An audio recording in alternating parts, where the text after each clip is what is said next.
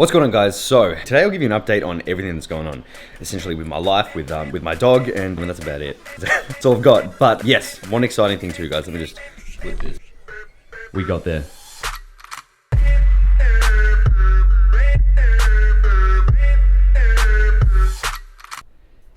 We got there. That keeps looking like a 2. Stay there. So 500k, guys. Insane. Absolutely insane. It's very cool. So thank you to everyone who watches the videos and supports the channel. It's been crazy. It doesn't feel real. It doesn't even 500,000 people. That's a lot of people to watch this dickhead. But I really appreciate it, guys. So thank you very much. And yeah, I guess I want to talk to you guys today about what I'm doing with my diet, with my training, little things that have been going on that I'm wanting to really just get off the pecs, chest, if you didn't get that reference. And yeah, and really what's coming up. So also we're training chest today, so we'll give you a little workout with a voiceover. So let's do it. Bear's new toy, by the way. She has been raping the hell out of it all the time. Bear, can you not? Want it? She's obsessed with it. Go. And also, guys, one lovely announcement. This is very exciting. This has been in the works for a while. We are getting our own podcast. Me and Bear, Small Talk. Because why not? That's why I figured, why not? I wanted to at least have another method of just putting my thoughts out there. So it's gonna be, I think it's gonna be like a fitness podcast, but also not, also one where people can just, who like to watch my vlogs or whatever, can just hear me talk shit for a little bit. So I'll do Q&As on there. Anything, if something's coming up, I want to talk about it, I'll put that on there, or I'll do fitness topics. So comment what you guys want to see in a podcast, because I don't want to be, I feel like fitness ones are too boring, because it's just people talking about a topic. It's more informative, and it's just a little bit too boring. So I think a bit of everything would be good, like get some guests on there. That's why I bought 2 mics here, and I've been using this for the voiceovers too. So that's why I think that if you guys want to see more videos like that, like I will do for the chest one today, let me know, because that's very easy for me to do. I'm gonna get this camera on a tripod and talk to you guys a little bit about what's going on.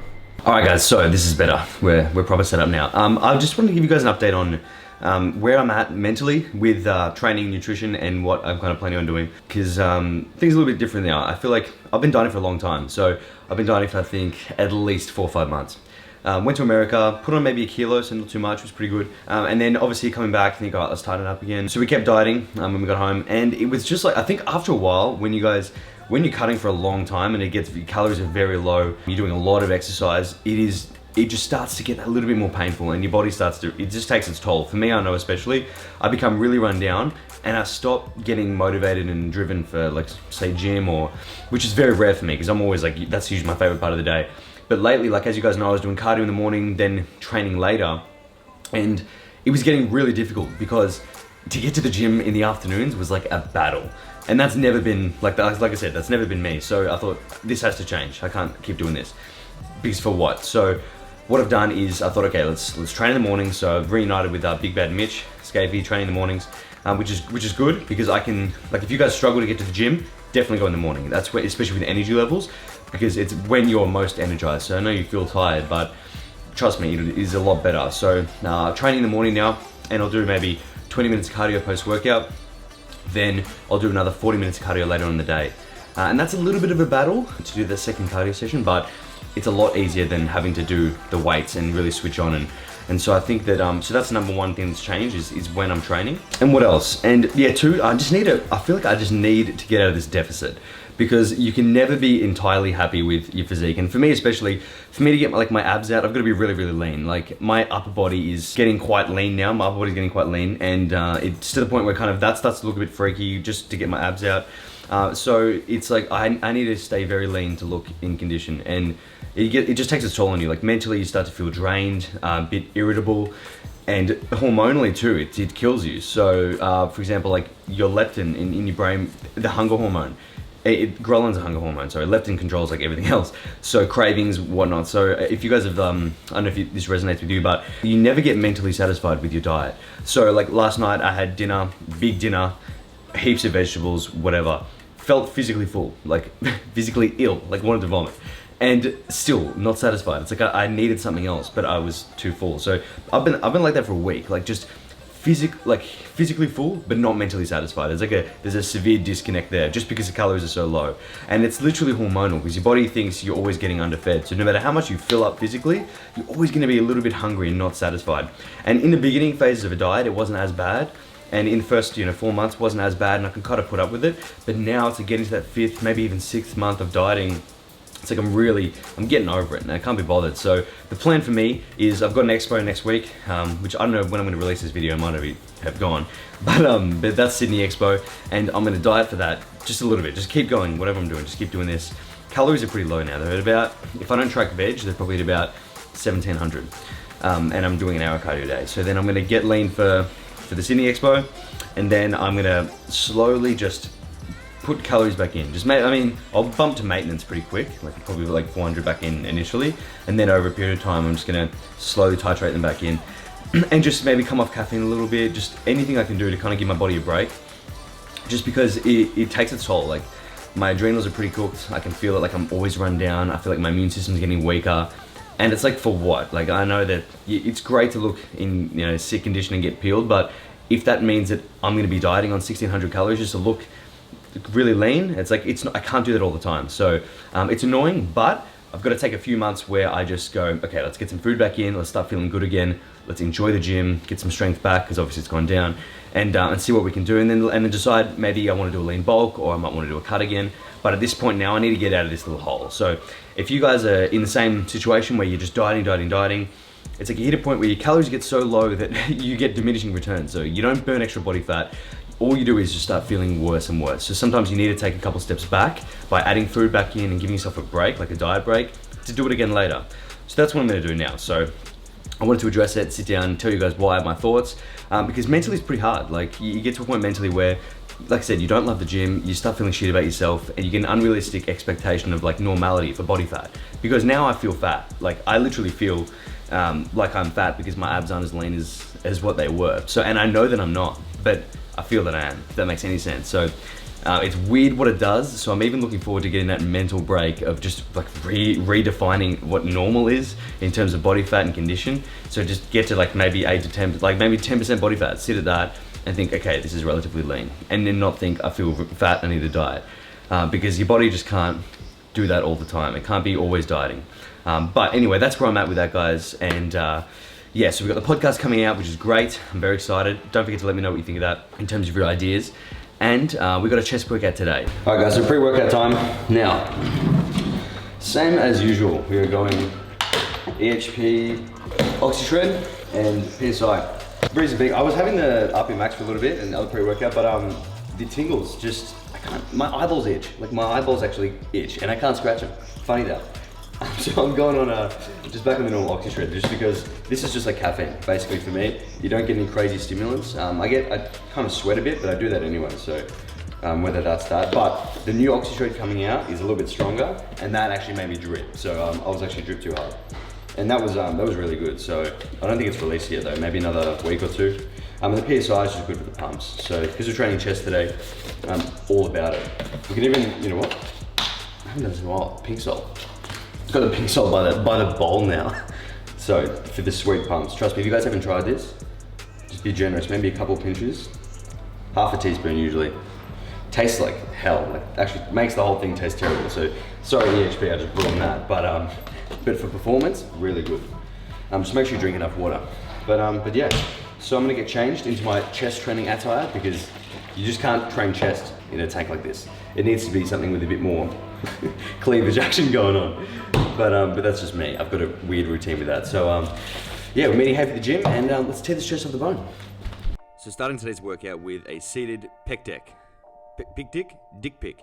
Seated dick pic, and we're gonna hit about 15 reps. So I really like to get a really good squeeze in the chest and get a little bit of a pump before I go heavier. So you guys have seen me do seated cable flies first, but this machine felt pretty good. So I did about 3 to 4 sets here, 15 reps, and just choose a moderate weight, because you don't want to go to absolute failure here, because if you cook your chest, then you can't go heavier later on. So keep it reasonable, but still get a good pump.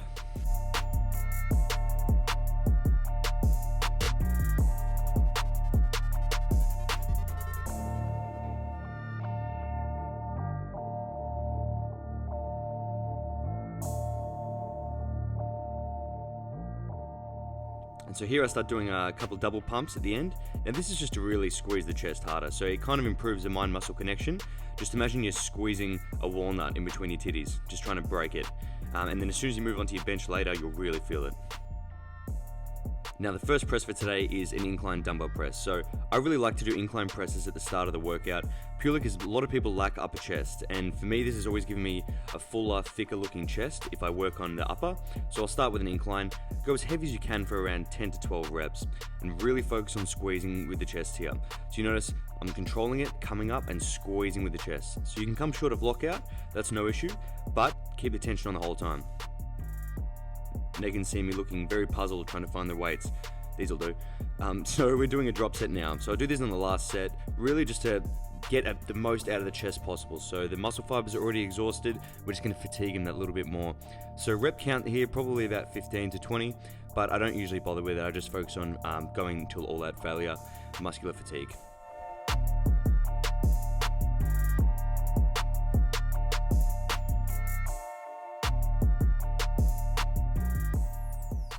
Next we have seated machine press. Don't ask me why I'm wearing a belt, I must have a fetish for safety. But we are overloading the chest here with the machine exercise. So really focusing on squeezing, and I'll show you, this is a rest pause set right now. So rest for about 5 seconds, pump out another 3 if possible, and I did that 4 times. So 10 reps with another 3. Now this is exact same as a drop set in that it actually just overloads the chest a little bit more. And here we go, I've taken the belt off, I've come to my senses now, realize it didn't do anything for me. So these are all just intensity techniques. You don't need to put them in every workout, but I wanted to show you guys the variety to choose from. So you could have done this with an incline, I could have done a drop set here. It just depends on how I was feeling. So you think about that, that's about an extra 12 reps, like forced reps, just because you had that 5 seconds in between. And you really feel it too. It pumps your chest up like crazy. And look at my face, I mean, that's hell. I'm hating life. So moving into one of my favorite exercises for chest, the incline dumbbell fly. So a couple tricks with this is keep your back arched and your shoulders squeezed back, and don't come all the way up, and just come as comfortably down as possible. So see, I'm squeezing the chest at the top, but I'm not bringing them together and resting. I'm getting a good squeeze and then controlling the weight down. And what we're gonna do here is a mechanical drop set. So we're gonna adjust the exercise and make it a little bit easier. So we're gonna move it to a flat dumbbell fly, no rest. So we hit about 12 reps with the incline, we're gonna do about 10 reps with the flat, and so this killed my chest. Like, as I'm saying this right now, it's so sore. So what this is doing is basically you can get a few more reps out from an easier position. So pretend like you're hugging a giant tree, and I don't know why I do this chicken thing with my head, but it feels comfortable to get a stretch like that. So I like to kind of stick my neck out a bit, like I'm just a chicken searching for some food.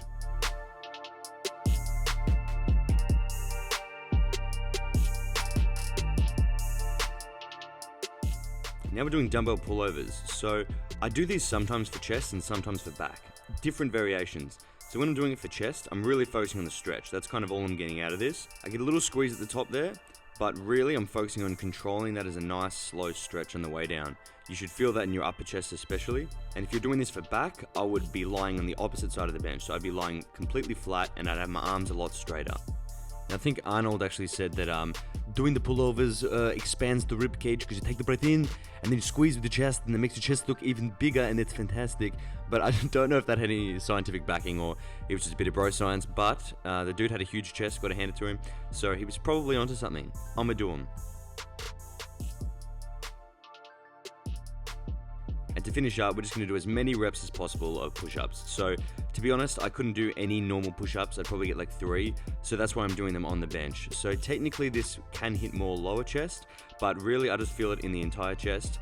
And as I'm approaching failure, this has absolutely cooked me. And I'm done. So guys, we're just getting home now, and it is time for the I guess the post-workout meal. You know what, I've done everything I had to do today, so it's 3 p.m. and I'm in Harry Potter PJs. That's where I'm at currently in life right now, is pajamas at 3 p.m. So join the club. But this is exactly just what I feel like doing right now. I've been getting to a lot of reading on this iPad, which is sick. So I just finishing up Sapiens now. If you guys haven't read it, it's a sick book if you want something to read. But that's essentially where I'm at with all this stuff. I mean, should I be wearing my pajamas at 3 p.m? Probably not. Is anyone going to stop me? No. So I'm going to continue doing so. Calories are getting pretty poverty right now, I won't lie.